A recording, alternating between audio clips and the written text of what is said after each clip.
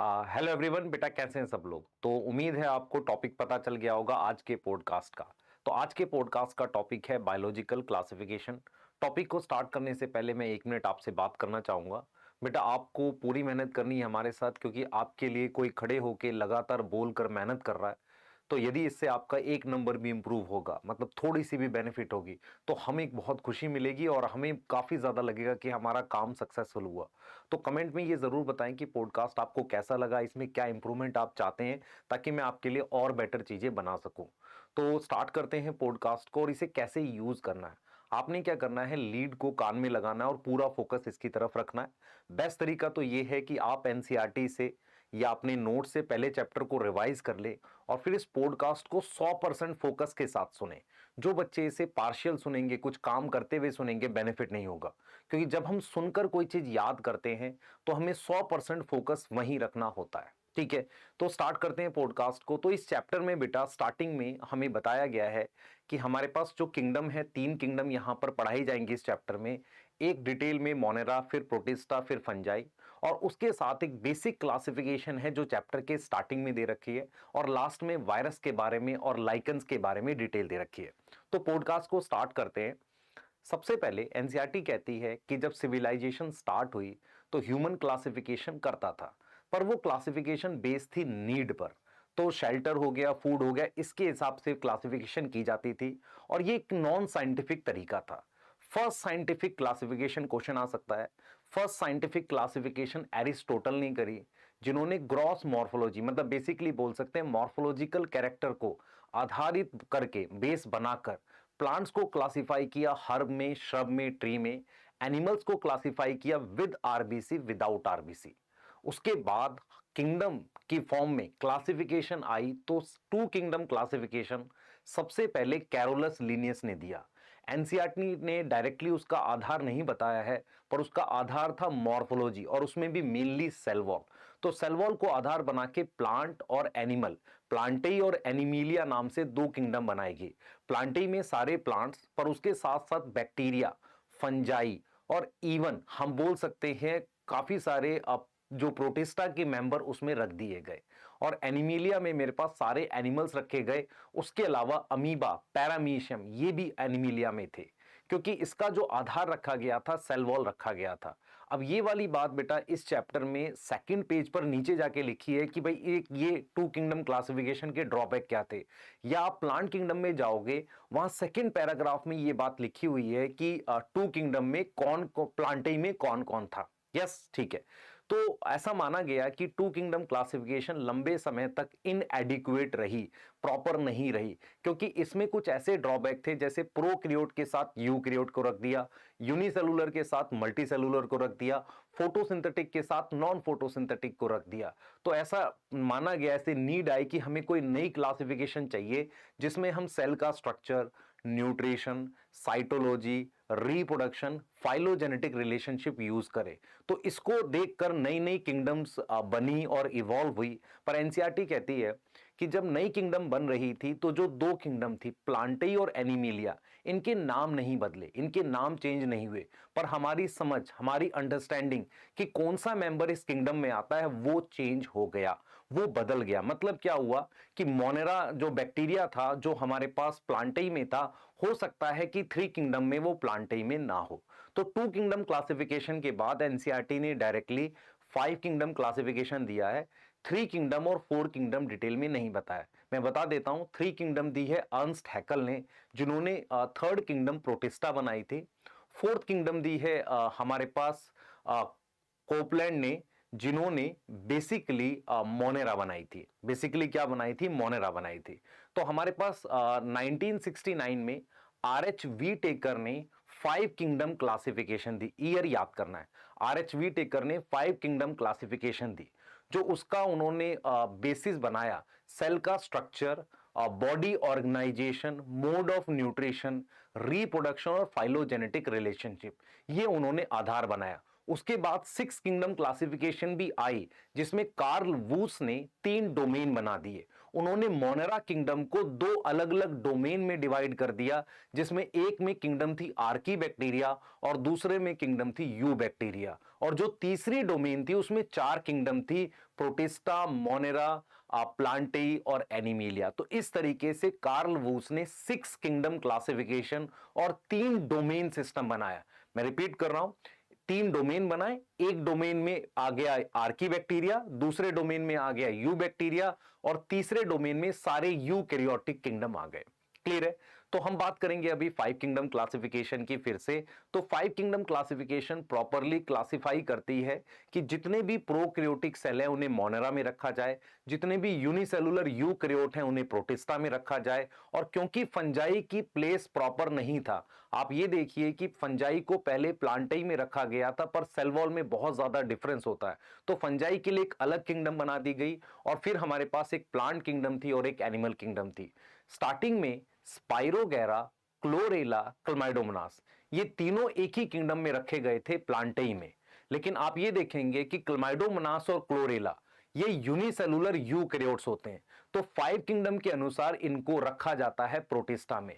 ऐसे ही हमारे पास अमीबा और पैरामीशियम, जिनमें सेल वॉल नहीं होती, शुरुआत में इन्हें एनिमिलिया में रखा गया था, अब बाद में इन्हें शिफ्ट करके प्रोटिस्टा में डाल दिया गया। तो आपने दिमाग में ये रखना है क्वेश्चन के लिए कि जो आपके पास क्लमाइडोमोनास और क्लोरेला है, ये हमारे पास कौन सी किंगडम में है? ये हमारे पास प्रोटिस्टा में है। पढ़ने के लिए हम इसे प्लांट किंगडम में पढ़ा देते हैं। ठीक है बेटा, एनसीईआरटी कहती है कि धीरे धीरे जब क्राइटेरिया और ज्यादा आएगा और कैरेक्टरिस्टिक कंसीडर करेंगे, फाइलोजेनेटिक सिस्टम और इवॉल्व करेगा, तो हो सकता है और नई किंगडम क्रिएट हो और ज्यादा बेटर क्लासिफिकेशन हो। ठीक है, तो अब हम बात करेंगे बेटा सबसे पहले किंगडम की, मोनेरा की। पर उससे पहले हम एक बार टेबल डिस्कस कर लेते हैं जो एनसीईआरटी में दे रखी है। उस टेबल में बोला गया है कि सेल स्ट्रक्चर मतलब प्रोकैरियोटिक कौन है, तो मोनेरा प्रोकैरियोटिक है, बाकी की 4 किंगडम यूकैरियोटिक है। क्लियर है? और मोनेरा में ही हमारे पास न्यूक्लियोइड है, नॉट वेल डिफाइंड न्यूक्लियस, बाकी की 4 किंगडम में वेल डिफाइंड न्यूक्लियस है। अगर हम बॉडी ऑर्गेनाइजेशन की बात करें तो मोनेरा और प्रोटिस्टा यूनिसेलुलर है, तो हम कहेंगे सेलुलर बॉडी ऑर्गेनाइजेशन है। फंजाई में लूज टिश्यू होते हैं, प्लांटेई में लूज टिश्यू और ऑर्गन होता है, और ऑर्गन सिस्टम सिर्फ हमारे पास एनिमिलिया में मिलता है। तो टिश्यू, ऑर्गन और ऑर्गन सिस्टम एनिमिलिया में मिलता है। अगर हम सेल वॉल की बात करें तो मोनेरा में सेल वॉल है पर नॉन सेलुलोजिक, सेलुलोज नहीं है। प्रोटिस्टा में कुछ में सेल वॉल होती है, फंजाई में काइटिन की सेल वॉल होती है, प्लांट में होती है सेलुलोज की, और एनिमल में सेल वॉल नहीं होती। न्यूट्रिशन की अगर हम बात करते हैं तो जो मोनेरा है उसमें काफी सारे टाइप का न्यूट्रिशन मिलता है। ऑटोट्रॉफिक में कीमोसिंथेटिक, ऑक्सीजेनिक, एनऑक्सीजेनिक। हेट्रोट्रॉफिक में हमारे पास मिलता है पैरासिटिक, सैप्रोफिटिक, सिम्बायोटिक। अगर आप देखेंगे प्रोटिस्टा में फोटोसिंथेटिक भी मिलता है और हेट्रोट्रॉफिक भी मिलता है। फंजाई में सिर्फ हेट्रोट्रॉफिक मिलता है, वो भी पैरासिटिक, सिम्बायोटिक, सैप्रोफिटिक। और प्लांटेई में आप जाएंगे तो मेनली ऑक्सीजन बनाने वाला फोटोसिंथेटिक न्यूट्रिशन मिलेगा, और एनिमिलिया में होलोजोइक, होलोजोइक मतलब निगल के खाने वाला, और साथ के साथ सैप्रोफिटिक। तो ये वो टेबल है जो आपकी पेज नंबर शायद 18 पे या 17 पर दे रखी है, आप उसे रिवाइज कर सकते हैं। उसके बाद हम आगे जाएंगे और बात करेंगे किंगडम मोनेरा की। मोनेरा जो है बेटा उसमें एक सिंगल मेंबर बैक्टीरिया आता है। एनसीईआरटी लिखती है bacteria is the sole member of Monera. Bacteria most abundant micro organism है, यूकैरियोट के कंपैरिजन में फास्ट मल्टीप्लाई करता है और नॉर्मली सब जगह मिलता है, मतलब सब जगह हमें बैक्टीरिया मिलता है। उसके अलावा कुछ हार्श हैबिटाट जैसे कि हम लिख सकते हैं डीप ओशियन में मिल सकता है, हमारे पास डेजर्ट में मिल सकता है, स्नो में मिल सकता है, विदाउट ऑक्सीजन मिल सकता है। अगर हम डिवाइड करें मोनेरा को तो on the basis of shape हम 4 कैटेगरी बना सकते हैं। पहली है गोल शेप स्फेरिकल, कोकस, फिर उसके प्लूरल को कहते हैं कोकाई, फिर rod shape bacillus, comma shape vibrio, और स्पाइरल शेप स्पाइरिलियम। ये कुछ शेप्स हमारे पास दे रखी हैं किसकी, मोनेरा की। On the basis of shape हम ऐसे क्लासिफाई कर सकते हैं। जब हम बात करते हैं सेल स्ट्रक्चर की तो वो हम प्रॉपरली सेल वाले चैप्टर में इसका स्ट्रक्चर पढ़ते हैं, और उसके बाद हम बात करते हैं न्यूट्रिशन की। तो जब हम न्यूट्रिशन की बात करते हैं तो एनसीईआरटी एक लाइन लिखती है कि Monera are simple in structure but most complex in nutritional diversity या मेटाबॉलिक डाइवर्सिटी। इसका क्लियर मतलब है कि मोनेरा में बहुत ज्यादा डाइवर्सिटी खाने को लेकर मिलती है। उसके बाद हम ये देखते हैं कि मोनेरा में जो न्यूट्रिशन होता है सबसे पहले ऑटोट्रॉफिक होता है। ऑटोट्रॉफिक में कीमोसिंथेटिक और फोटो ऑटोट्रॉफिक। कीमोसिंथेटिक न्यूट्रिशन का मीनिंग होता है कि सेल के बाहर इनऑर्गेनिक सब्सटेंस की ऑक्सीडेशन होती है। मैं रिपीट कर रहा हूं, सेल के बाहर इनऑर्गेनिक सब्सटेंस की ऑक्सीडेशन होती है, उससे जो एनर्जी बनती है वो सेल में जाती है। वो जो एनर्जी है उसको खाना बनाने के लिए यूज करते हैं एटीपी बनाकर। ये एक तरीके से कीमो ऑटोट्रॉफिक या कीमोसिंथेटिक न्यूट्रिशन है। ये हमारे पास अगर आप नाइट्रोजन साइकिल देखेंगे तो आप देख सकते हैं कि अमोनिया नाइट्राइट में कन्वर्ट होता है, नाइट्राइट नाइट्रेट में कन्वर्ट होता है, और कुछ ऐसे बैक्टीरिया हैं जैसे नाइट्रोसोमोनास नाइट्रोकोकस, नाइट्रोबैक्टर नाइट्रोसिस्टिस। ये वो बैक्टीरिया हैं जो अमोनिया को नाइट्रेट में, पहले दो वाले, और नाइट्रेट से नाइट्राइट से नाइट्रेट में कन्वर्ट करते हैं। तो एनसीईआरटी लिखती है कि कीमोसिंथेटिक बैक्टीरिया रीसाइक्लिंग में, मतलब बायोजियोकेमिकल साइकिल का पार्ट है, recycling of sulphur, phosphorus, iron, nitrogen करते हैं। तो कीमोसिंथेटिक बैक्टीरिया या कीमो ऑटोट्रॉफिक बैक्टीरिया जो है सेल के बाहर ऑक्सीडेशन करते हैं इनऑर्गेनिक कंपाउंड की। इनमें कोई पिगमेंट नहीं होता। उसके बाद आ जाते हैं हमारे पास फोटो ऑटोट्रॉफिक, और वो दो तरह के होते हैं। एक जो ऑक्सीजन बनाते हैं, ऑक्सीजन बनाने वाले बैक्टीरिया जो हैं उनमें क्लोरोफिल ए होता है, और उसका बेस्ट एग्जांपल एक ग्रुप है साइनोबैक्टीरिया। दूसरा ग्रुप है जिसे एन ऑक्सीजेनिक कहते हैं, मतलब उनमें पिगमेंट होता है, कौन सा, एक पर्पल पिगमेंट और एक ग्रीन पिगमेंट। और वो क्या करते हैं बेटा, H2S को तोड़कर या किसी और कंपाउंड को तोड़कर हाइड्रोजन बेसिकली लाते हैं। तो आपने ये ध्यान रखना है कि एन ऑक्सीजेनिक बैक्टीरिया पानी नहीं तोड़ते, वो उनमें पिगमेंट क्लोरोफिल नहीं होता। उनके कुछ एग्जाम्पल है, green sulphur bacteria, purple sulphur bacteria, green non sulphur bacteria, purple non sulphur bacteria. Pigment उनमें ग्रीन पिगमेंट हो सकता है बैक्टीरियोफिल, पर्पल पिगमेंट हो सकता है बैक्टीरियो परप्यूरिन। क्या वो पानी को तोड़ते हैं? नहीं। इन्हें हम कहते हैं एन ऑक्सीजनिक। अगर पानी नहीं टूटेगा तो ऑक्सीजन नहीं बनेगी। क्लियर है? तो ये ऑटोट्रॉफिक न्यूट्रिशन हो गया बैक्टीरिया के अंदर। जब हम बात करते हैं हेटरोट्रॉफिक न्यूट्रिशन की, तो आपने ये ध्यान रखना है, ऑटोट्रॉफिक हेटरोट्रॉफिक में मोस्ट अबंडेंट हेटरोट्रॉफिक होता है। उसके बाद हेटरोट्रॉफिक में भी सबसे ज्यादा सैप्रोफिटिक होता है।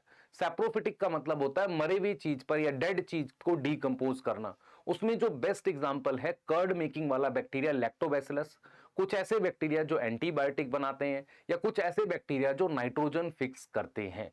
इन्हें हम किस में डालते हैं? आपके सैप्रोफिटिक में डालते हैं। उसके अलावा कुछ ऐसे बैक्टीरिया होते हैं जो सिम्बायोटिक नाइट्रोजन फिक्स करते हैं। उसका एग्जांपल है राइजोबियम जो लेग्यूम्स में फिक्स करता है। आपके पास फ्रैंकिया जो नॉन लेग्यूमिनस प्लांट में फिक्स करता है। उसके बाद हमारे पास एक और टाइप का न्यूट्रिशन होता है हेटरोट्रॉफिक में। पहला हमने बताया सैप्रोफिटिक, दूसरा बताया हमने सिम्बायोटिक, और तीसरा हमने बताया पैरासिटिक। पैरासिटिक न्यूट्रिशन वाले बैक्टीरिया डिजीज करते हैं प्लांट्स और एनिमल्स में। एनिमल्स में वो करेंगे कॉलेरा, टेटनस, टाइफाइड ह्यूमन में, और प्लांट्स में एक सिट्रस प्लांट को डिजीज करते हैं सिट्रस कैंकर। सिट्रस कैंकर करने वाला बैक्टीरिया होता है। अब ये हो गया हमारे पास न्यूट्रिशन। न्यूट्रिशन के बाद हम मोनेरा के रिप्रोडक्शन की बात करेंगे। मोनेरा में जो रिप्रोडक्शन होता है, क्योंकि वो सिंगल सेल का है, तो उसमें फिजन हो सकता है फेवरेबल कंडीशन, मतलब दो तरह का रिप्रोडक्शन होगा, एसेक्सुअल और सेक्सुअल। क्योंकि मोनेरा लोअर ऑर्गेनिज्म है, लेस एडवांस है, तो मेन रिप्रोडक्शन एसेक्सुअल होगा। जब हम बात करेंगे एसेक्सुअल रिप्रोडक्शन की, तो मोनेरा के अंदर जो एसेक्सुअल रिप्रोडक्शन होता है वो मेनली होता है फिजन के थ्रू। हम कई बार बाइनरी फिजन लिख देते हैं, पर होता है फिजन के थ्रू, मतलब एक सेल दो सेल में डिवाइड कर देता है। आपको पता है कि कौन सी ऑर्गेनल इसमें हेल्प करती है? मीजोजोम करती है। अगर अनफेवरेबल कंडीशन में देखें तो बैक्टीरिया सेल क्या बना लेता है? स्पोर बना लेता है। स्पोर का क्या मतलब होता है? एक ऐसा स्ट्रक्चर जो अनफेवरेबल कंडीशन में थाउजेंड्स ऑफ ईयर तक सरवाइव करने में मदद करता है। मेनली स्पोर बैसिलस बनाता है, डायग्राम में दिया हुआ है। तो स्पोर क्या होता है? एक ऐसा स्ट्रक्चर होता है कि अनफेवरेबल कंडीशन में बैक्टीरिया बनाता है। अब हम बात करते हैं सेक्सुअल रिप्रोडक्शन की। आपने ध्यान रखना है कि मोनेरा के अंदर ट्रू सेक्सुअल रिप्रोडक्शन नहीं होता। ना ही गैमेट्स बनते हैं, ना ही सेक्स ऑर्गन होते हैं, ना ही मियोसिस होती है, ना जाइगोट बनता है। होता क्या है कि जब एक बैक्टीरिया से दूसरे बैक्टीरिया में अगर कोई डीएनए एंटर कर जाए तो उसे हम सेक्सुअल रिप्रोडक्शन बोल देते हैं। इसमें एनसीईआरटी लिखती है some primitive method of DNA transfer, मतलब कोई पुराने तरीके हैं जिनसे डीएनए ट्रांसफर होता है from one bacterial cell to another. Some primitive method of DNA transfer होता है एक बैक्टीरिया से दूसरे बैक्टीरिया में। अब हम यहां पर ये देखेंगे बेटा कि ये जो primitive method of DNA transfer है, इसकी वजह से सेक्सुअल रिप्रोडक्शन होता है। इसके 3 मेथड हैं जो आपकी एनसीईआरटी में मॉलिक्यूलर बेसिस में 2 दे रखे हैं। एक है ट्रांसफॉर्मेशन। ट्रांसफॉर्मेशन का मतलब होता है अगर किसी मीडियम से कोई डीएनए बैक्टीरिया सेल में घुस जाए, उसे हम ट्रांसफॉर्मेशन कहते हैं। दूसरा हमारे पास होता है कॉन्जुगेशन। कॉन्जुगेशन का मतलब होता है 2 बैक्टीरिया सेल अगर एक साथ प्रेजेंट है, उसमें से एक का प्लाज्मिड दूसरे में चला जाए, उसे कहते हैं कॉन्जुगेशन। तीसरा होता है ट्रांसडक्शन। ट्रांसडक्शन का मतलब होता है कि बैक्टीरिया को अटैक किया किसी वायरस ने, और वो वायरस क्या कर दे, किसी तरीके से ट्रांसफर कर दे पुराने बैक्टीरिया का जिसको अटैक किया DNA to new bacteria, that is transduction. तो जो प्रिमिटिव मेथड है उसमें ट्रांसफॉर्मेशन, कॉन्जुगेशन और ट्रांसडक्शन, मीडियम से transformation, bacteria to bacteria conjugation, bacteria के अंदर किसी वायरस के थ्रू ट्रांसडक्शन, ये हमारे पास सेक्सुअल रिप्रोडक्शन है। अब हम बात करते हैं क्लासिफिकेशन इन मोनेरा की। तो मोनेरा के अंदर बेटा क्लासिफिकेशन में हम 2 बड़े ग्रुप क्लासिफाई करते हैं। हम लिखते हैं कि Monera is equal to bacteria. Bacteria को डिवाइड करते हैं आर्की बैक्टीरिया और यू बैक्टीरिया में। आर्की बैक्टीरिया को प्रिमिटिव बैक्टीरिया कहते हैं और यू बैक्टीरिया को कहते हैं ट्रू बैक्टीरिया। यू बैक्टीरिया में हम 2 मेजर ग्रुप पढ़ेंगे, एक पढ़ेंगे साइनोबैक्टीरिया और एक पढ़ेंगे माइकोप्लाज्मा। आर्की बैक्टीरिया की बात करें, ये स्पेशल टाइप के बैक्टीरिया होते हैं जो हार्श कंडीशन में, मुश्किल कंडीशन में सरवाइव कर सकते हैं। यहां पर मुश्किल कंडीशन का मतलब है जहां सॉल्ट कंसंट्रेशन ज्यादा हो। सॉल्ट का मतलब हेलो होता है, तो हेलोफाइल्स कहते हैं उन्हें। जहां पर आपके पास ऑक्सीजन ना हो वहां पर ग्रो करते हैं मिथेनोजन, और जहां पर पीएच लो हो, मतलब एसिड हो, टेम्परेचर ज्यादा हो, वहां पर ग्रो करते हैं थर्मो एसिडोफाइल। तो ये बैक्टीरिया यू बैक्टीरिया से कैसे अलग होते हैं? Cell wall structure. क्या अलग होता है? सेल वॉल स्ट्रक्चर, जो इन्हें हेल्प करता है to survive in extreme condition. अगर हम बात करते हैं मिथेनोजन की, ये मीथेन बनाते हैं। इसका कोई example microbes in human welfare में मिथेनोबैक्टीरियम दे रखा है। तो ये बैक्टीरिया जो है मीथेन बनाते हैं, और मीथेन बनाते हैं ये गट ऑफ रूमिनेंट, मतलब जो जुगाली करने वाली काऊ और बफेलो होते हैं उनके स्टमक में मीथेन बनाते हैं। उसके अलावा मार्शी एरिया में बनाते हैं और बायोगैस प्लांट में तो बनाते ही हैं। उसके अलावा हेलोफाइल्स मिलते हैं जहां पर सॉल्ट ज्यादा होता है, और थर्मो एसिडोफाइल मिलते हैं जहां पर टेम्परेचर ज्यादा होता है, पीएच लो होता है।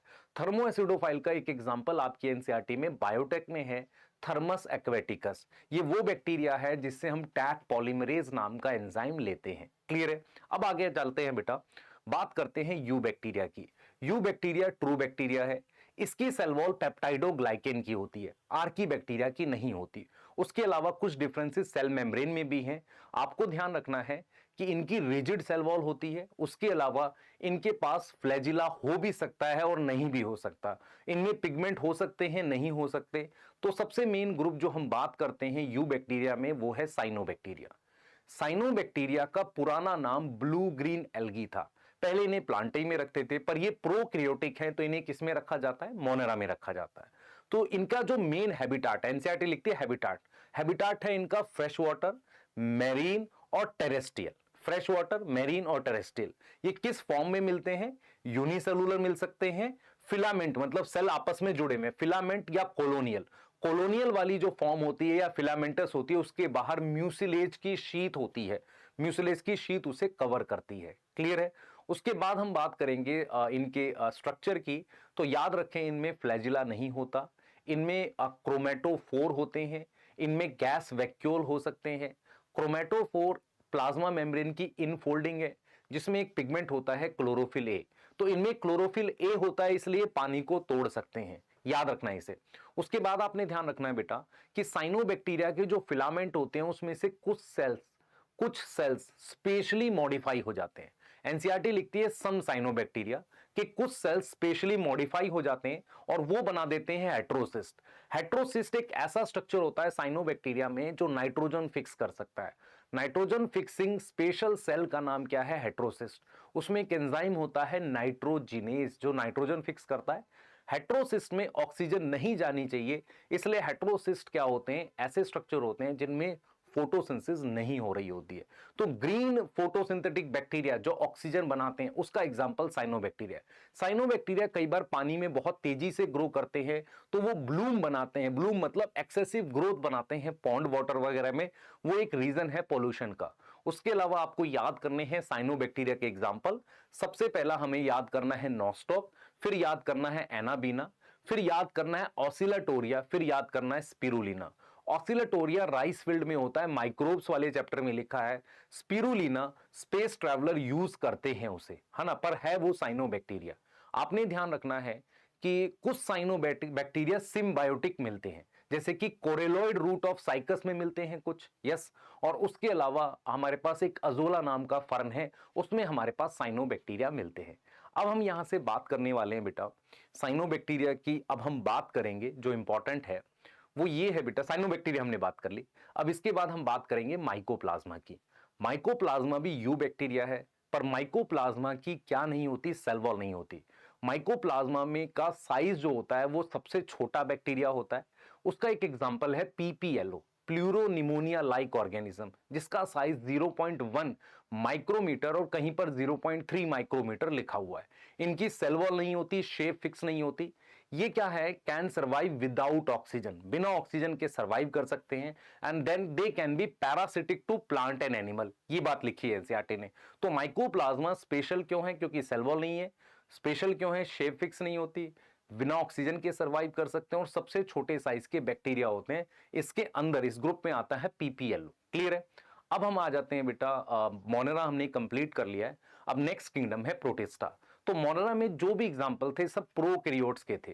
अब आ जाते हैं प्रोटिस्टा। तो जो प्रोटिस्टा है बेटा वो हमारे पास यूनिसेलुलर यूकैरियोटिक सेल की किंगडम है। इसके सारे मेंबर यूनिसेलुलर होते हैं। इसकी जो बाउंड्रीज हैं वो वेल डिफाइंड नहीं है। रीजन क्या है बेटा, कुछ लोग क्लोरेला को प्लांट किंगडम में मानते हैं, पर हम यहां पर उसको किस में पढ़ रहे हैं, प्रोटिस्टा में। तो एनसीईआरटी कहती है कि जो एग्जांपल कुछ साइंटिस्ट के लिए प्लांटेई में है, कुछ के लिए वो किस में है, प्रोटिस्टा में। तो एनसीईआरटी ने क्लियरली कुछ 5 ग्रुप बता दिए हैं। उसने बोला है क्राइसोफाइट्स, डाइनोफ्लैजिलेट, आपका स्लाइम माउल्ट्स, यूग्लिनॉइड्स और आपके पास प्रोटोजोआ। ये 5 ग्रुप ऐसे हैं जिनको उसने क्लियरली किस में रख दिया है, क्लियरली किस में रख दिया बेटा, मोनेरा उसमें प्रोटिस्टा में रख दिया है। एनसीईआरटी बोलती है प्रोटिस्टा एक्वेटिक होते हैं और इनके जो बहुत सारे फीचर होते हैं जो दूसरी किंगडम से मैच करते हैं। मतलब जैसे मान लो हमारे पास जो स्लाइम माउल्ड है उसका फीचर मैच करता है किससे, फंजाई से। प्रोटोजोआ फीचर मैच करता है किससे, एनिमीलिया से। अगर हम बात करें इनमें ट्रू न्यूक्लियस होता है, मेम्ब्रेन बाउंड ऑर्गेनल्स होती है, ये प्रॉपरली माइटोसिस मियोसिस से डिवाइड करते हैं, इनमें सेल फ्यूजन और गैमेट फॉर्मेशन से सेक्सुअल रिप्रोडक्शन होती है। तो याद रखेंगे एक्वेटिक है, मेम्ब्रेन बाउंड ऑर्गेनल्स प्रेजेंट है, वेल डिफाइंड न्यूक्लियर प्रेजेंट है, ये माइटोसिस मियोसिस शो करते हैं, डिवाइड करते हैं एसेक्सुअली, सेक्सुअली, और सेक्सुअल रिप्रोडक्शन में जाइगोट फॉर्मेशन, सेल फ्यूजन और गैमेट फॉर्मेशन जैसी चीजें होती हैं। अब हमने क्या किया बेटा, प्रोटिस्टा को डिवाइड कर दिया फोटोसिंथेटिक प्रोटिस्ट, ऐसे प्रोटिस्ट जो फोटोसिंथेसिस करते हैं। उसमें आपके आ जाते हैं क्राइसोफाइट्स, डाइनोफ्लैजिलेट और यूग्लिनॉइड्स।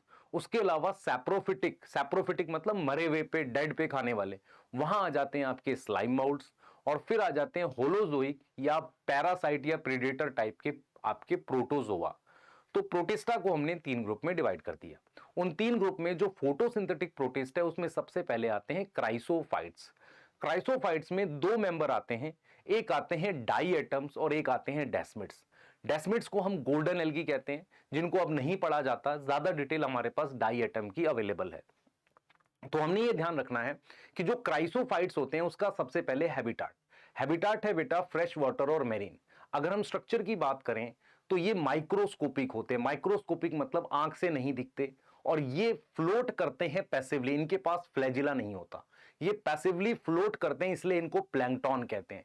इनकी सेल वॉल सेलुलोज की बनी होती है पर उसमें सिलिका होता है और सेल वॉल ऐसे ओवरलैपिंग सोप केस जैसी होती है, मतलब एक के ऊपर एक पार्ट ओवरलैपिंग होता है और उसमें सिलिका डिपॉजिट होता है। अब ये जो डाई एटम होते हैं जब ये मर जाते हैं, मरने के बाद ये बॉटम पे इकट्ठे हो जाते हैं पॉन्ड और रिवर के, इन्हें कहते हैं डाई एटोमेशियस अर्थ। डाई एटम में हमने याद रखना है ये फोटोसिंथेटिक होते हैं, तो इनमें क्लोरोफिल ए होगा और ये ऑक्सीजन बनाते हैं, इनमें कोई फ्लैजिला नहीं है, ये चीजें ध्यान रखनी है।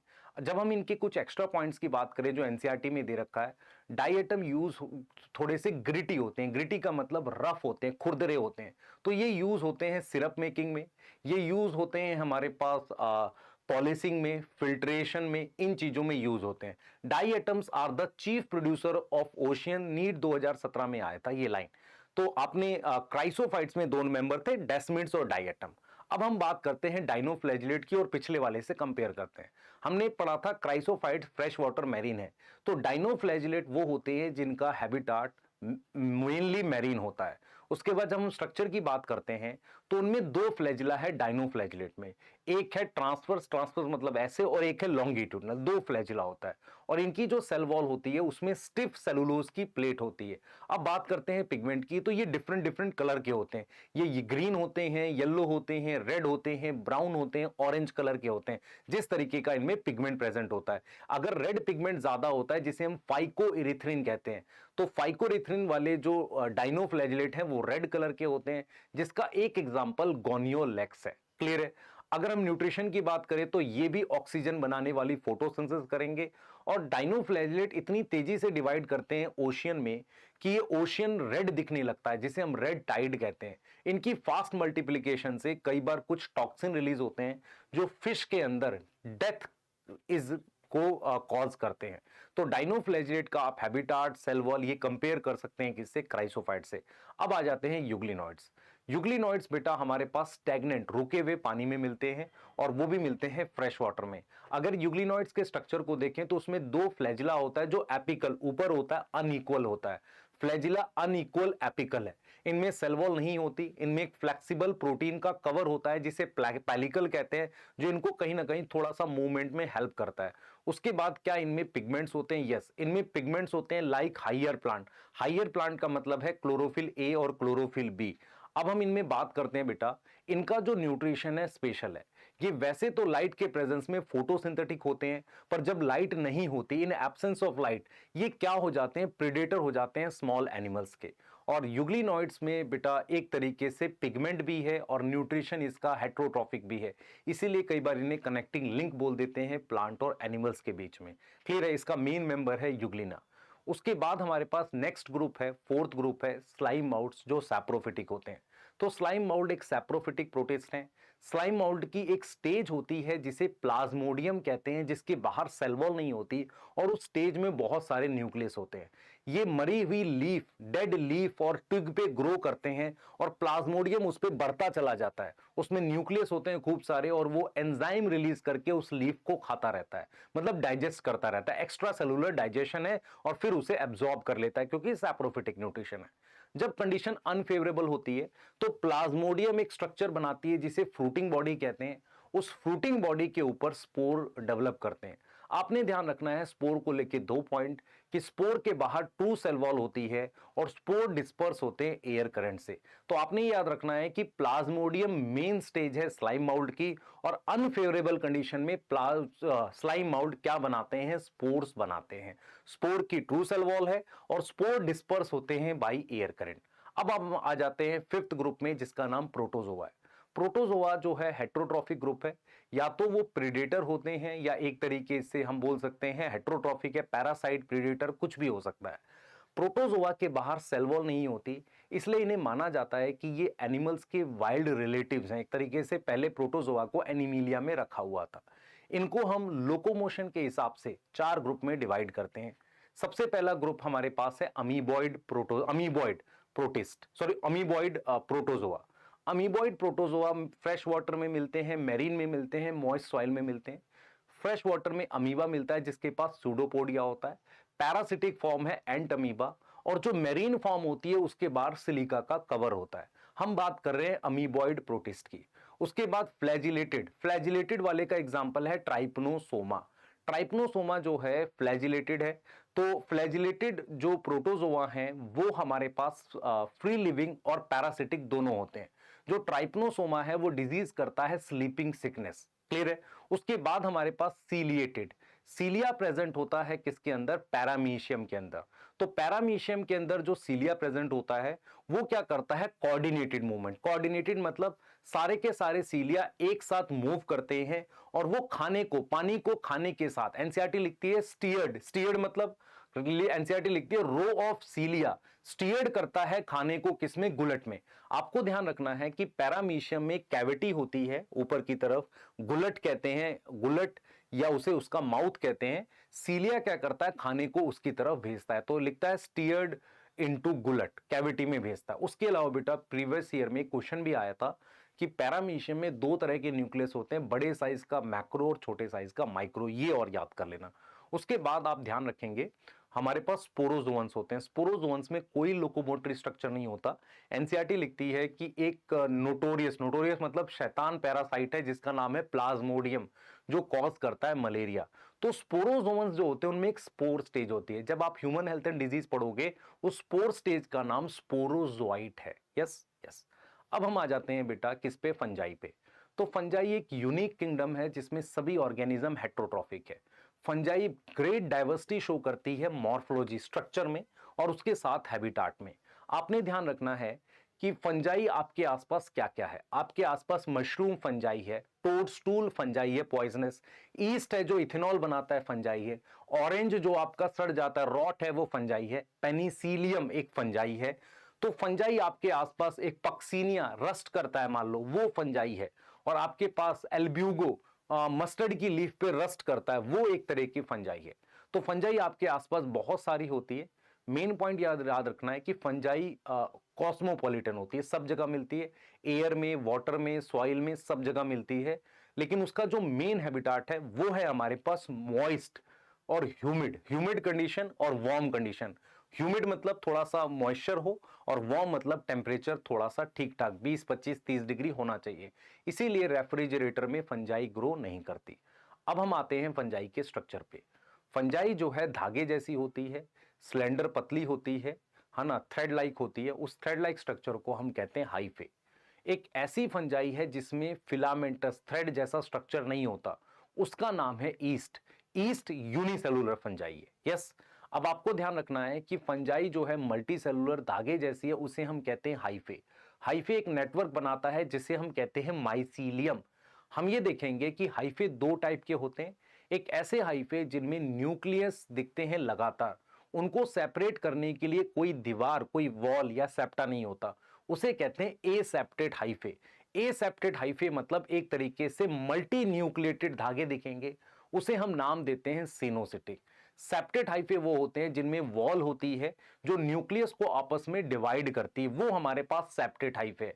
तो हमारे पास ए सेप्टेट हाइफे हो गए, फिर हमारे पास क्या हो गए? सेप्टेट हाइफे हो गए। ए सेप्टेट और सेप्टेट दो तरह के हमारे पास क्या हो गए? हाइफे हो गए। अब हम ये देखेंगे ये जो हाइफे हैं बेटा, जब ये इकट्ठा होते हैं तो माइसीलियम बनाते हैं, और माइसीलियम जो है अलग अलग शेप बना सकता है, ऐसे थैलस बनाएगा, सीधा ग्रो करेगा, तो उसे फ्रूटिंग बॉडी कहते हैं। अब हम बात करेंगे स्ट्रक्चर के बाद न्यूट्रिशन की। तो न्यूट्रिशन से पहले हम ये देख सकते हैं कि फंजाई की जो सेल वॉल होती है वो काइटिन की बनी होती है, और कुछ फंजाई ऐसी होती है जिसमें कोई और पॉलीसेकेराइड भी होता है, स्टोरेज ग्लाइकोजन का होता है। अब हम बात करते हैं फंजाई के न्यूट्रिशन की। फंजाई में हेट्रोट्रॉफिक न्यूट्रिशन है, तीन तरह का है। पहला है सैप्रोफिटिक, जो मोस्ट कॉमन है। सैप्रोफिटिक का मतलब डेड और डिकेइंग पर एंजाइम रिलीज करके उन्हें डाइजेस्ट करके एब्जॉर्ब करते हैं। फिर हमारे पास है सिम्बायोटिक। सिम्बायोटिक के दो एग्जांपल हैं। पहला है लाइकन। लाइकन में एल्गी और फंजाई एक दूसरे के साथ प्रेजेंट होते हैं, जहां पर फंजाई मिनरल और पानी एब्जॉर्ब करती है और एल्गी करती है फोटोसिंथेसिस। उसमें ज्यादा मेंबर किसके होते हैं? फंजाई के। ज्यादा मेंबर किसके होते हैं? फंजाई के। एल्गी के सेल्स यूनिसेलुलर होते हैं। उसके बाद एक स्ट्रक्चर होता है माइकोरिजा। माइकोरिजा क्या होता है? बड़े प्लांट, हाइयर प्लांट, जैसे कि जिम्नो और एंजियोस्पर्म, उनकी रूट में फंजाई के हाइफे रहते हैं। हाइफे मदद करते हैं, किस चीज में मदद करते हैं? पानी और मिनरल को एब्जॉर्ब करने में मदद करते हैं। एक जीनस लिखा है माइक्रोब्स में, ग्लोमस। ग्लोमस जीनस की फंजाई मेनली माइकोरिजा बनाती है, और वो क्या एब्जॉर्ब करती है? वो एब्जॉर्ब करती है मेनली क्या? फास्फोरस। दूसरा आपने ध्यान रखना है कि जो पाइनस है जिम्नोस्पर्म में, वो माइकोरिजा बनाता है, और एंजियोस्पर्म में हमारे पास ऑर्किड्स माइकोरिजा बनाते हैं। क्लियर है? अब हम आगे चलते हैं, बात करते हैं रिप्रोडक्शन की। फंजाई 3 तरीके से रिप्रोड्यूस करती है, या बेसिकली फंजाई में हम जो रिप्रोडक्शन लिखते हैं वो 3 टाइप का लिखते हैं। एक लिखते हैं वेजिटेटिव। वेजिटेटिव का मतलब होता है कोई प्रॉपर डिवीजन नहीं होती, कोई पार्ट टूट जाता है या डायरेक्टली डिवाइड करके बन जाता है, उसे हम कहते हैं वेजिटेटिव। वेजिटेटिव रिप्रोडक्शन होता है फिजन, बडिंग और फ्रेगमेंटेशन। फ्रेगमेंटेशन का मतलब है कि ये फंजाई का हाइफे है, ये टुकड़े में टूट गया तो ये नया हाइफे बना देगा, दैट इज फ्रेगमेंटेशन। फिजन और बडिंग मेरे पास यूनिसेलुलर फंजाई लाइक ईस्ट में होती है। सेकंड हमारे पास है एसेक्सुअल रिप्रोडक्शन। फंजाई के अंदर एसेक्सुअल रिप्रोडक्शन होती है बाय स्पोर्स। आपने ध्यान रखना है कि जो फ्रूटिंग बॉडी होती है वो हैप्लॉइड होती है, उस पर स्पोर्स माइटोसिस से बनते हैं। ऐसे स्पोर्स को हम कहते हैं एसेक्सुअल स्पोर्स। मैंने आपको पढ़ाया था कि स्पोर्स बनने के 3 तरीके होते हैं। अगर स्पोर किसी कवर के अंदर बनेगा एंडोजीनस, कवर के बाहर बनेगा एक्सोजीनस। माइटोसिस से बनेगा एसेक्सुअल स्पोर, मियोसिस से बनेगा सेक्सुअल स्पोर। उसके अलावा फ्लैजिला होगा तो मोटाइल जूस्पोर, फ्लैजिला नहीं होगा तो नॉन मोटाइल ए प्लेनोस्पोर कहलाता है। तो आपने ध्यान रखना है कि एसेक्सुअल रिप्रोडक्शन में हैप्लॉइड फ्रूटिंग बॉडी के ऊपर जो स्पोर बनते हैं वो एसेक्सुअल स्पोर होते हैं, क्योंकि माइटोसिस से बनते हैं। अब हम बात करते हैं सेक्सुअल रिप्रोडक्शन की। सेक्सुअल रिप्रोडक्शन में आप ध्यान ये रखेंगे कि हमारे पास सेक्सुअल रिप्रोडक्शन की हम बात कर रहे हैं, उसमें आप ध्यान ये रखेंगे कि सेक्सुअल रिप्रोडक्शन में भी स्पोर बनते हैं। अब वो स्पोर के नाम जो दे रखे हैं एनसीईआरटी ने, बेसिडियोस्पोर, एस्कोस्पोर, ऊस्पोर, ऐसे नाम दे रखे हैं। सेक्सुअल रिप्रोडक्शन को आपने फंजाई में एक स्पेशल तरीके से पढ़ना है। उसमें एनसीईआरटी कहती है कि 3 मेन स्टेज है। सबसे पहली स्टेज है कि 2 गैमेट या 2 हाइफे आपस में फ्यूज करते हैं, जिसे हम नाम देते हैं प्लाज्मोगैमी। प्लाज्मोगैमी का मतलब होता है 2 हाइफे या 2 सेल आपस में फ्यूज करना। उसके बाद क्या होता है बेटा, उसके बाद हमारे पास न्यूक्लियस आपस में फ्यूज करते हैं। देखिए आपके पास ये 2 गैमेट है, ये 2 गैमेट कंपैटिबल, कंपैटिबल का मतलब ये सेम स्पीशीज को बिलोंग करते हैं पर जेनेटिकली डिफरेंट है, पर रिप्रोडक्शन कर सकते हैं। तो कंपैटिबल मेटिंग टाइप के 2 गैमेट या 2 हाइफे पास आते हैं, उनका साइटोप्लाज्म फ्यूज करता है, उसे कहते हैं प्लाज्मोगैमी। उसके बाद आपके पास एक सेल आता है जिसमें 2 न्यूक्लियस होते हैं, उसे कहते हैं डाइकैरियन। तो प्लाज्मोगैमी से डाइकैरियन बनता है। अब जो डाइकैरियन बनता है उसके दोनों न्यूक्लियाई फ्यूज करते हैं, उसे हम कहते हैं कैरियोगैमी। उससे जाइगोट बनता है और फिर जाइगोट से या तो फ्रूटिंग बॉडी बनती है या उसकी मियोसिस हो जाती है, तो उसे हम कहते हैं मियोसिस। तो सेक्सुअल रिप्रोडक्शन में 3 स्टेज हो गई, प्लाज्मोगैमी, कैरियोगैमी और मियोसिस। अब आपको ध्यान रखना है कि फंजाई में 4 मेन मतलब क्लासेस हैं। एक है फाइकोमाइस्टिस, एक है एस्कोमाइस्टिस, एक बेसिडियो, एक ड्यूटेरियो। जो फाइकोमाइस्टिस है उसमें डाइकैरियन नहीं दिखता। डाइकैरियन ना दिखने का मतलब है 2 न्यूक्लियाई फ्यूज जब साइटोप्लाज्म फ्यूज करता है तुरंत 2 न्यूक्लियाई फ्यूज कर जाते हैं।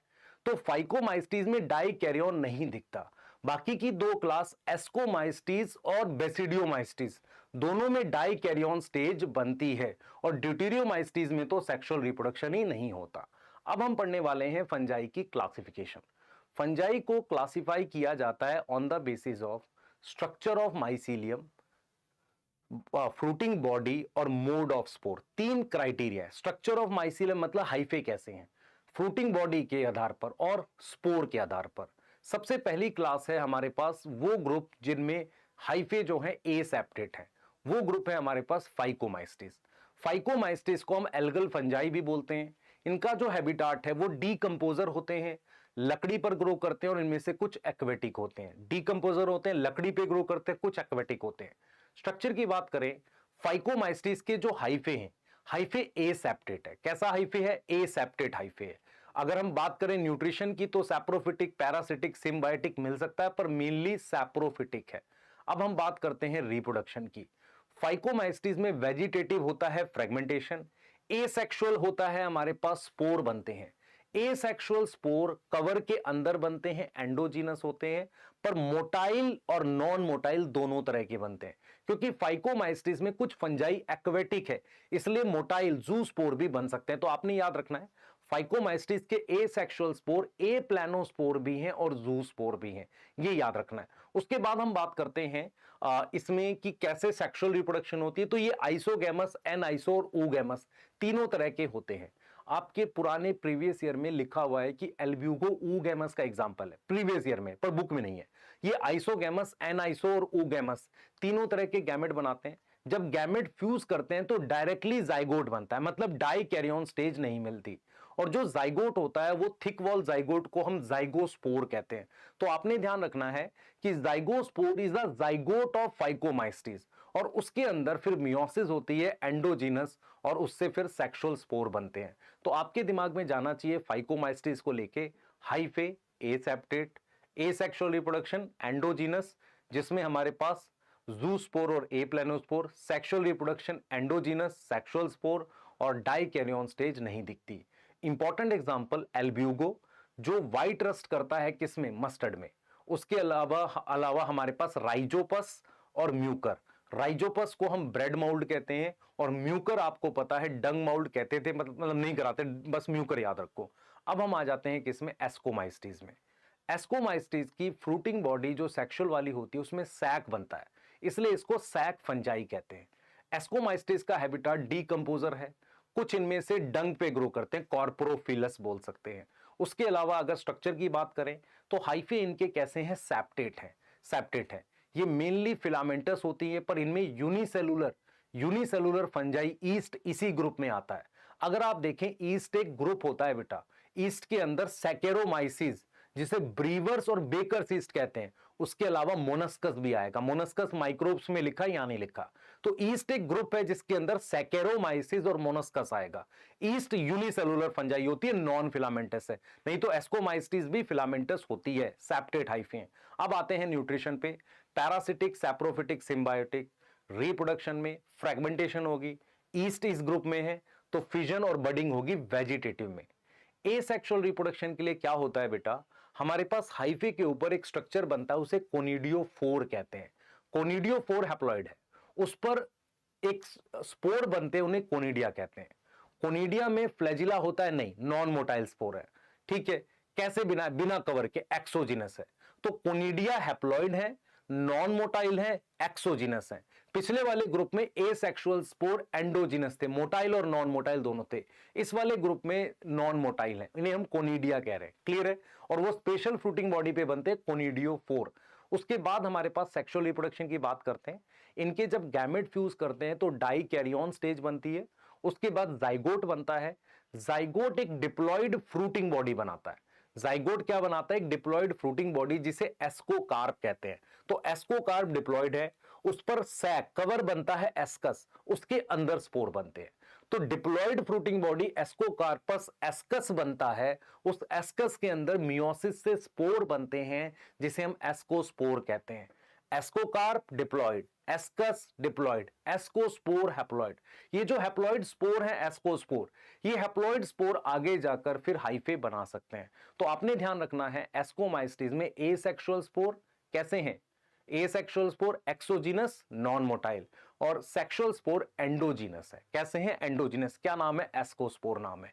एनसीईआरटी कहती है इसके एग्जांपल्स हैं, सबसे पहले पेनिसिलियम याद रखना है, दूसरा आपने याद रखना है ईस्ट सैक्रोमाइसिस, एस्परजिलस याद रखना है, क्लेविसेप्स याद रखना है जो एलएसडी बनाता है, यस। उसके अलावा आपने याद रखना है इसमें हमारे पास जो एडिबल न्यूरोस्पोरा याद रखना है, जो बायोकेमिकल और जेनेटिक्स की स्टडी में यूज होता है। उसके अलावा हमारे पास इसमें एडिबल फंजाई है, मोरल्स और ट्रफल्स याद रखनी है। तो मोरल्स और truffles, Aspergillus, Claviceps, Neurospora, Penicillium, Saccharomyces, ये इसके मेन एग्जांपल्स हैं जो आपने याद रखने हैं। अब आ जाते हैं हम बेसिडियोमाइस्टीज में। बेसिडियोमाइस्टीज के जो मेन एग्जांपल्स हैं उसमें एक तो मशरूम आता है, पफबॉल आता है, टोडस्टूल आता है, यस, या क्लब फंजाई बोल सकते हैं इन्हें। बेसिडियोमाइस्टीज जो है सैप्रोफिटिक होते हैं और मेनली वुडन लॉग, जो लकड़ी के बड़े बड़े टुकड़े बारिश में सड़ जाते हैं, उसे बेसिडियोमाइस्टीज खराब करती है, यस। उसके बाद हम डिस्कस कर सकते हैं इसके हाइफे, बिल्कुल एस्कोमाइस्टीज जैसे हैं, सेप्टेट हाइफे होते हैं, सेप्टेट और ब्रांच। न्यूट्रिशन की बात करें, पैरासिटिक, सिम्बायोटिक, सैप्रोफिटिक तीनों मिल सकता है। बात करते हैं रिप्रोडक्शन की, इनमें फ्रेगमेंटेशन होती है। एसेक्सुअल रिप्रोडक्शन में एसेक्सुअल स्पोर बनते ही नहीं है। बेसिडियोमाइस्टीज में एसेक्सुअल स्पोर नहीं बनते। सेक्सुअल रिप्रोडक्शन में इनमें सेक्स ऑर्गन नहीं होते, तो फिर सेक्सुअल रिप्रोडक्शन कैसे होती है? दो हाइफे एक दूसरे के क्लोज आते हैं, उनकी होती है प्लाज्मोगैमी जिसे सोमैटोगैमी कहते हैं। फिर बन जाते हैं डाइकैरियोटिक हाइफे, ये हाइफे काफी ग्रो करते हैं। उसके बाद बनाते हैं फ्रूटिंग बॉडी जिसे कहते हैं बेसिडियोकार्प। बेसिडियोकार्प भी डाइकैरियोटिक होता है, मतलब उसे अभी कैरियोगैमी नहीं हुई। फिर उस पर एक स्ट्रक्चर बनता है बेसिडियम, बेसिडियम भी डाइकैरियोटिक होता है, मतलब उसमें भी न्यूक्लियस होता है, अभी कैरियोगैमी नहीं हुई। बेसिडियम में ही कैरियोगैमी और मियोसिस होती है। इसका मतलब यह हुआ कि यहां पर कैरियोगैमी डिलेड है। डायरेक्ट क्वेश्चन आ सकता है डिलेड कैरियोगैमी किस ग्रुप में होती है, बेसिडियोकार्प में। वो किस में हुई है, बेसिडियम में हुई है। बेसिडियोकार्प में नहीं हुई, बेसिडियम में हुई है, और उस पर बनते हैं बेसिडियोस्पोर जो सेक्सुअल स्पोर है। तो बेसिडियोमाइस्टीज में हाइफे सेप्टेट है, एसेक्सुअल स्पोर नहीं होते, सेक्स ऑर्गन नहीं होते, डिलेड कैरियोगैमी होती है, सेक्सुअल स्पोर एक्सोजीनस है। इसके पिछले वाले ग्रुप में एस्कोमाइस्टीज में सेक्सुअल स्पोर एस्कस के अंदर थे, यहां पर एक्सोजीनस है बेसिडियोमाइस्टीज में। उसके बाद हम बात करते हैं ड्यूटेरियोमाइस्टीज की। अच्छा, बेसिडियोमाइस्टीज के एग्जांपल क्या याद करने हैं? सबसे पहले अगेरिकस मशरूम, उस्टिलागो, उस्टिलागो करता है स्मट, याद रखना US, Ustilago smut S. Puccinia करता है रस्ट, ये रस्ट और स्मट दोनों वीट में हो रहा है, क्लियर है। अब आगे चलते हैं बेटा, बात करते हैं ड्यूटेरियोमाइस्टीज की। ड्यूटेरियोमाइस्टीज एक ऐसी फंजाई का ग्रुप है जो टेम्पररी बनाया हुआ है। ड्यूटेरियोमाइस्टीज को हम कहते हैं फंजाई इम्परफेक्टाई। हमेशा याद रखें, फंजाई में दो तरह की फ्रूटिंग बॉडी बनती है, एक सेक्सुअल और एक एसेक्सुअल। जैसे कोनिडियोफोर एसेक्सुअल फ्रूटिंग बॉडी थी, एस्कोकार्प सेक्सुअल फ्रूटिंग बॉडी थी, कोनिडियोफोर एसेक्सुअल थी। ड्यूटेरियोमाइस्टीज में सिर्फ एसेक्सुअल फ्रूटिंग बॉडी दिखती है, सेक्सुअल फ्रूटिंग बॉडी बनती ही नहीं है, क्लियर है। एसेक्सुअल फ्रूटिंग बॉडी या स्टेज को कहते हैं imperfect stage, sexual fruiting body को कहते हैं परफेक्ट स्टेज। तो ड्यूटेरियोमाइस्टीज मिनरल साइक्लिंग मतलब डीकंपोजर की तरह यूज होते हैं, हाइफे सेप्टेट हैं। और अगर हम बात करते हैं रिप्रोडक्शन की, तो इनमें अभी तक एसेक्सुअल रिप्रोडक्शन ही मिली है, फ्रेगमेंटेशन तो होती है। एसेक्सुअल रिप्रोडक्शन कोनिडिया बनता है जो एस्कोमाइस्टीज जैसा है, इनकी सेक्सुअल रिप्रोडक्शन अभी तक डिस्कवर नहीं हुई। इसका मतलब हम ये समझेंगे कि फंजाई को क्लासिफिकेशन करने के लिए जो मैंने क्राइटेरिया बोले थे, स्पोर, फ्रूटिंग बॉडी, माइसीलियम, उसमें से स्पोर और फ्रूटिंग बॉडी सेक्सुअल वाले थे। अब क्योंकि ड्यूटेरियोमाइस्टीज में सेक्सुअल फ्रूटिंग बॉडी दिखती नहीं है, इसीलिए हम कहते हैं कि ड्यूटेरियोमाइस्टीज एक टेम्परेरी ग्रुप है। अगर सेक्सुअल फ्रूटिंग बॉडी दिखेगी तो इन्हें एस्को, फाइको, बेसिडियो में से किसी एक में ट्रांसफर करेंगे, पर ज्यादा चांसेस एस्कोमाइस्टीज में ट्रांसफर करने की। क्यों? क्योंकि हाइफे सेप्टेट है और एसेक्सुअल स्पोर कोनिडिया है। तो ड्यूटेरियोमाइस्टीज एक ऐसा टेम्परेरी ग्रुप है फंजाई का जहां पर परफेक्ट स्टेज या सेक्सुअल स्टेज नहीं दिखती, ओनली एसेक्सुअल स्टेज विजिबल है, क्लियर है। ओनली एसेक्सुअल स्टेज क्या है, विजिबल है, सेक्सुअल स्टेज नहीं दिखती, क्लियर है। क्लियर ये चीज? अब ध्यान से सुने बेटा, सेक्सुअल स्टेज नहीं दिखी तो मैंने एक टेम्पररी ग्रुप बना दिया, और इसके ज्यादा फीचर मिलते हैं एस्कोमाइस्टीज से। तो जब सेक्सुअल स्टेज दिखेगी तो चांसेस हैं किस में ट्रांसफर करने के, एस्कोमाइस्टीज के। इसके एग्जांपल में एक है कॉलिटोट्राइकम जो red rot of sugarcane करता है। ट्राइकोडर्मा माइक्रोस में दे रखा है, अगर आप ध्यान से देखेंगे, ट्राइकोडर्मा पॉलीस्पोरम, ट्राइकोडर्मा एक एग्जांपल है इसका, और एक है अल्टरनेरिया। ट्राइकोडर्मा आपका दो जगह दे रखा है माइक्रोब्स में, एक तो वो साइक्लोस्पोरिन ए बनाता है, उसके अलावा बायो कंट्रोल एजेंट में लिखा हुआ है, क्लियर है। अब हम बात करते हैं बेटा प्लांटेई का, जो थोड़ा सा डिटेल दे रखा है। एनसीईआरटी ने बताया कि भाई प्लांट किंगडम में क्लोरोफिल ए होता है, उसके अलावा उसमें ब्लैडर वर्ड है ना, और वीनस फ्लाई ट्रैप जैसे इंसेक्टिवोरस प्लांट होते हैं। कस्क्यूटा एक तो यहां लिखा है, दूसरा लिखा है ऑर्गेनिज्म एंड पॉपुलेशन में। तो कस्क्यूटा क्या होता है बेटा? कस्क्यूटा एक पैरासिटिक प्लांट, मतलब एक पैरासिटिक प्लांट है जिसमें बिल्कुल क्लोरोफिल नहीं होता, तो होलो पैरासाइट है। अब बात करते हैं एनिमिलिया की। तो एनिमल किंगडम के बारे में थोड़ी सी डिटेल दे रखी है कि एनिमल जो होते हैं उनमें सेल वॉल नहीं होती, वेल डिफाइंड न्यूक्लियस होता है, जो डिटेल्स हैं वो दे रखी है। उनमें टिश्यू होता है, ऑर्गन होता है, ऑर्गन सिस्टम होता है, क्लियर है। तो प्लांट और एनिमल किंगडम की मेन डिटेल उनके अलग चैप्टर्स में। अब हम बात करते हैं उन ग्रुप्स की जिनको किसी भी किंगडम में नहीं रखा गया आरएचवी टेकर के थ्रू। उनमें आ जाते हैं वायरस, वायरॉइड्स, ट्रायोन्स, माइकोरेजा, लाइकन। सबसे पहले बात करते हैं वायरस की। वायरस के कुछ बेसिक फीचर। वायरस जो है ए सेलुलर होते हैं, मतलब सेल नहीं है, नॉन सेलुलर बोला जाता है। वायरस ऑब्लिगेट पैरासाइट है, मतलब पूरी तरीके से होस्ट पर डिपेंड है।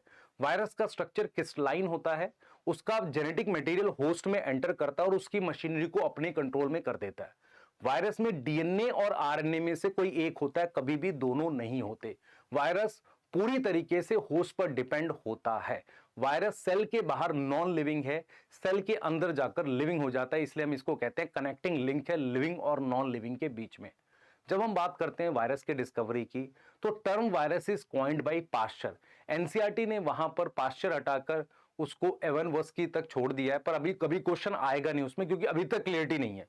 तो आप अभी पास्चर ही याद कर लो या एवन वस्की, जो आपको ठीक लगे। उसके बाद बेटा 1892 में एक साइंटिस्ट थे एवन वस्की।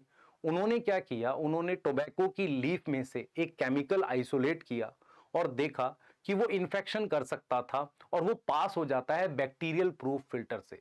बैक्टीरियल प्रूफ फिल्टर का मतलब बैक्टीरिया एक छोटा ऑर्गेनिज्म है, और अगर कोई चीज बैक्टीरिया को रोकती है फिल्टर और उसमें से वायरस पास हो जाता है, इसका मतलब ये है कि वायरस जो है वो छोटा है बैक्टीरिया से। उसके बाद एक साइंटिस्ट थे बेजर्निक ने बोला कि अगर मैं इन्फेक्टेड टोबैको लीफ से केमिकल निकालूं तो वो लीफ में फ्रेश इन्फेक्शन कर सकता है। उसके लिए उन्होंने बोला infection causing fluid, contagium vivum fluidum. Direct question आएगा, ये 1898 में किसने बोला? बेजर्निक ने। फिर 1935 में फर्स्ट टाइम वायरस को क्रिस्टलाइज किया गया, और वो किसने किया? क्रिस्टलाइज किया स्टेनले ने, और उन्होंने बताया कि it is mainly made up of protein, although उसमें न्यूक्लिक एसिड भी था। जब हम वायरस के स्ट्रक्चर को देखते हैं तो वायरस में एक कवर होता है, उसे कहते हैं हम, उसका जो वायरस का जो हमारा कवर है उसको कहते हैं कैप्सिड। कैप्सिड छोटे छोटे यूनिट का बना होता है जिसे हम कैप्सोमियर कहते हैं। कैप्सिड की शेप पॉलीहेड्रल होती है या स्फेरिकल होती है, तो इस तरीके से उसमें सिमेट्री मिलती है। जो जेनेटिक मटेरियल होता है जो कैप्सिड के अंदर होता है, क्योंकि कैप्सिड जेनेटिक मटेरियल को प्रोटेक्ट करता है, तो जो जेनेटिक मटेरियल होता है वो चार हो सकता है। एक हो सकता है single strand RNA, double strand RNA, single strand DNA, double strand DNA. Most of the virus जो आजकल आप सुनते हो, जैसे कि आपका ये वाला एचआईवी हो गया, इन्फ्लुएंजा हो गया, टीएमवी हो गया, मैंने याद कराया था। एचआईवी फुल फॉर्म कुछ और होती है, एच से एचआईवी याद कर लो, आई से इन्फ्लुएंजा, वी से टीएमवी, मीजल्स, मम्स, रैबिस वाला, राइनो, ये सब सिंगल स्ट्रैंड आरएनए वायरस होते हैं। 5x174 double stranded DNA virus है, sorry single strand DNA virus है। डबल स्ट्रैंडेड डीएनए वायरस में आपके पास हेपेटाइटिस का वायरस होता है, पोलियो का वायरस होता है, हर्पिस का वायरस होता है। क्लियर है? यस। तो ये कुछ एग्जांपल है, ज्यादा important example single strand RNA और डबल स्ट्रैंड डीएनए के वायरस है। Most of the bacteria virus जो बैक्टीरिया को अटैक करता है वो डबल स्ट्रैंडेड डीएनए होता है। तुम्हारी एनसीईआरटी में मॉलिक्यूलर जेनेटिक्स में क्यूबी बैक्टीरियोफाज दे रखा है जो आरएनए वायरस है, नहीं तो मोस्ट ऑफ द वायरस जो अटैक करता है बैक्टीरिया को वो बैक्टीरियोफाज डबल स्ट्रैंडेड डीएनए होता है। प्लांट को अटैक करने वाला जैसे टीएमवी है, जो पहला वायरस डिस्कवर हुआ था टोबैको मोज़ेक वायरस, वो सिंगल स्ट्रैंड आरएनए होता है। एनिमल को अटैक करने वाला single strand RNA, double strand RNA, double strand DNA, वहां सिंगल स्ट्रैंड डीएनए नहीं लिखा हुआ। क्लियर? ये वायरस हमारे पास होते हैं। अब हम देखते हैं बेटा कि वायरस एनिमल्स में एड्स या कई तरह की डिजीज करते हैं, हेपेटाइटिस इस तरह की डिजीज करते हैं, और प्लांट्स में वो येलोइंग ऑफ लीफ, लीफ की कर्लिंग, स्टंटेड ग्रोथ, इस तरह के सिम्टम्स लेकर आते हैं। अब हम बात करते हैं एक और इन्फेक्शियस मटेरियल की जिसका नाम वायरॉइड्स है। वायरॉइड्स को डिस्कवर किया था टीओ डाइनर ने 1971 में। वायरॉइड्स क्या होते हैं बेटा? उनके बाहर क्या नहीं होती? प्रोटीन का कवर नहीं होता है, कैप्सिड नहीं होता। वो एक आरएनए होता है जो सिंगल स्ट्रैंड आरएनए है, उसका मॉलिक्यूलर वेट लो होता है क्योंकि सिर्फ आरएनए रह गया, और ये आरएनए इन्फेक्शन करता है। इससे होने वाली डिजीज का नाम है पीएसटीडी, पोटैटो स्पिंडल ट्यूबर डिजीज। तो वायरॉइड्स क्या है? प्रोटीन का कवर नहीं है, सिंगल स्ट्रैंड आरएनए है, लो मॉलिक्यूलर वेट है, टीओ डाइनर ने खोजा, और ये क्या करता है बेटा? पीएसटीडी करता है। उसके बाद हमारे पास आ जाते हैं प्रायोन्स। प्रायोन्स क्या होते हैं? एक ऐसे प्रोटीन्स होती हैं जो फोल्डिंग के वक्त गलत बन गई थी। ये प्रोटीन इन्फेक्शियस होती हैं, ये कई तरह की न्यूरोलॉजिकल डिसऑर्डर करती है। प्रायोन्स में जेनेटिक मटेरियल नहीं होता, सिर्फ प्रोटीन है जो फोल्डिंग के वक्त गलत बनी थी और न्यूरोलॉजिकल ब्रेन से रिलेटेड डिसऑर्डर करती है। इनमें से कुछ डिजीज है मैड काउ डिजीज, उसके अलावा क्रुट्सवेल्ड सिंड्रोम, है ना, कुरू डिजीज, इस तरह की कुछ डिजीज हैं जो प्रायोन्स करते हैं। उसके बाद हम बात करते हैं लाइकन्स की। लाइकन्स जो है बेटा, अच्छा, प्रायोन्स का साइज और वायरस का साइज लगभग सेम होता है क्योंकि उनमें प्रोटीन का कवर है। अब हम बात करते हैं लाइकन्स की। लाइकन्स क्या होते हैं बेटा? उसमें हमारे पास एल्गी और फंजाई दोनों होता है। एल्गी कम होता है, फंजाई ज्यादा होता है। फंजाई क्या करती है, एल्गी को शेल्टर देती है और उसके साथ मिनरल्स और न्यूट्रिशन देती है। और एल्गी क्या करती है, फोटोसिंथेसिस करके खाना देती है फंजाई को। लाइकन जो है बेटा पॉल्यूटेड एरिया में ग्रो नहीं करते, सल्फर डाइऑक्साइड के पोल्यूशन में लाइकन ग्रो नहीं करते। लाइकन क्या है, एक तरीके से पोल्यूशन इंडिकेटर है।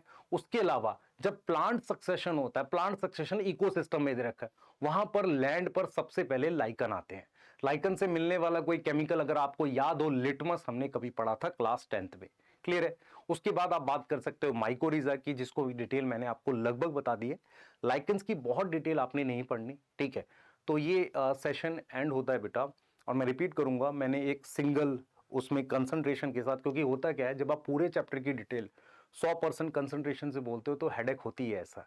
तो ये हमारे साथ भी होता है, और मैंने लगातार इसको प्रॉपरली बोलकर पूरा चैप्टर रिवाइज किया है, ठीक है। तो हमेशा याद रखना बेटा, मेहनत करते रहो, तुम्हें मतलब दिखेगा, जल्दी दिखेगा अंतिम छोर, है ना, ऐसा नहीं है। लोगों के दिन आते हैं और तुम्हारा आएगा दौर, ठीक है। तो मिलेंगे इस सेशन के बाद नेक्स्ट सेशन में, और प्लीज पढ़ाई करिए, एफर्ट है आपके लिए, 1 नंबर भी बढ़ेगा तो मुझे बहुत खुशी होगी। मिलते हैं बेटा, बाय।